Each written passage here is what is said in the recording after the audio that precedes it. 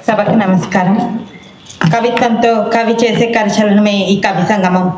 ఎల్లలు లేని సాహితీ ప్రవాహంలో రాట్టు తేలిన నిత్య చైతన్య ప్రగతిశీలక శక్తులెన్నో సమాజాన్ని ఏకత్వంలో నుంచి సామూహికత్వంలోకి నడిపి సాహిత్య ధారణ పొందిన జనవాహిక నేటికి వర్ధిల్లుతుంది.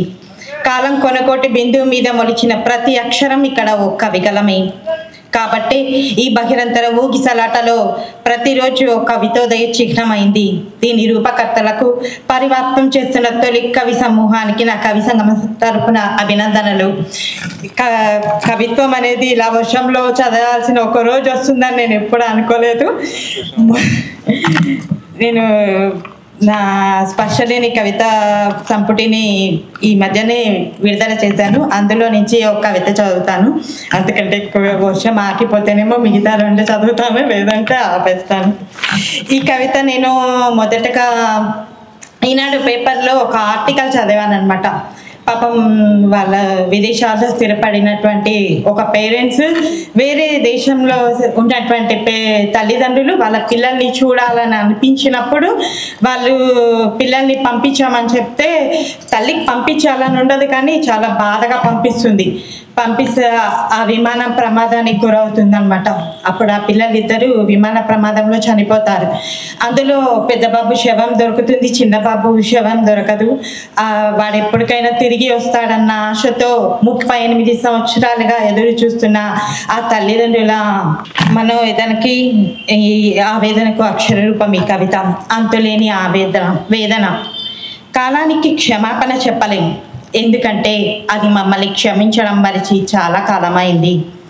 ఒడ్డుపైనున్న ఇసుక తెన్నెలను కెరటాల్లా హత్తుకోవాలనే ఆశ మాది.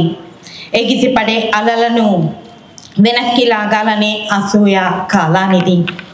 తీరం చేరని మా బాధ కంటి చెలియాలి కట్ట దాటి పోటెత్తుతుంది. మా బాధ ఈనాటిది కాదు. మీ అమ్మ నేను నీకై ఎదురు చూసిన క్షణాలు రోజులు దాటి సంవత్సరాలుగా రూపాంతరమయ్యాయి. యుగం ముందు మేము పుట్టి ఉంటే మాకు నీ ఎడబాటు ఉండేది కాదేమో కన్నా. నీ ఎడబాటులో నుంచి కలిగిన శోకం తాలూకు కన్నీళ్ళన్నీ ఒలికిపోయి అమ్మ గుండె బరువైనప్పుడు పసిముద్దగా నువ్వు కడుపులో తన్నిన జ్ఞాపకాలను నెమరేసుకుంటుంది. అమ్మ కోసమైనా ఒకసారి రాలేవా కన్నా.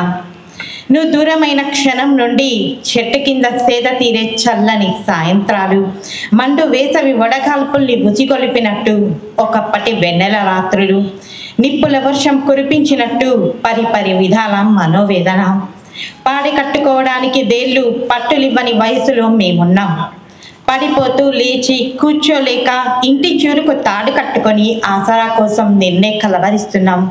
నీ తలపు బాధ పెడుతున్నా మన ఇంటి తలుపులు తెరిచే పడుకుంటున్నాం. ఏనాటి వేకువలోనైనా నువ్వు మన ఇంటి ముంగిట నవ్వుతూ కనిపిస్తావేమోనని. ఆరిపోతున్న మా గుండె తలుపుల్లో ఊపిరికి కాస్తంత చమురు పోస్తావేమోనని ఎదురు చూస్తున్నా మీ అమ్మ నాన్న. నా స్పర్శలేని శిల కవర్ ఫోటో కవిత ఒక చదివి ముగించేస్తాను. మిగతా వాళ్ళకు కూడా అవకాశం కావాలి కాబట్టి. స్పర్శలేని శిల. తీరమంచున గత స్వప్నాలను నెమరేసుకుంటూ నేను సముద్రము.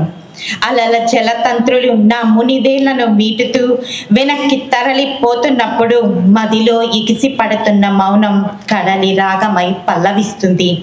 తీరాన్ని చూస్తూ ఊహల్ని మోస్తూ ఆశల్ని భరిస్తూ భయాలు, అనేక స్పందనల కూడలిగా నాలో నేనే ఒంటరినై ఓ విషాద గీతంగా మిగిలిపోతాను.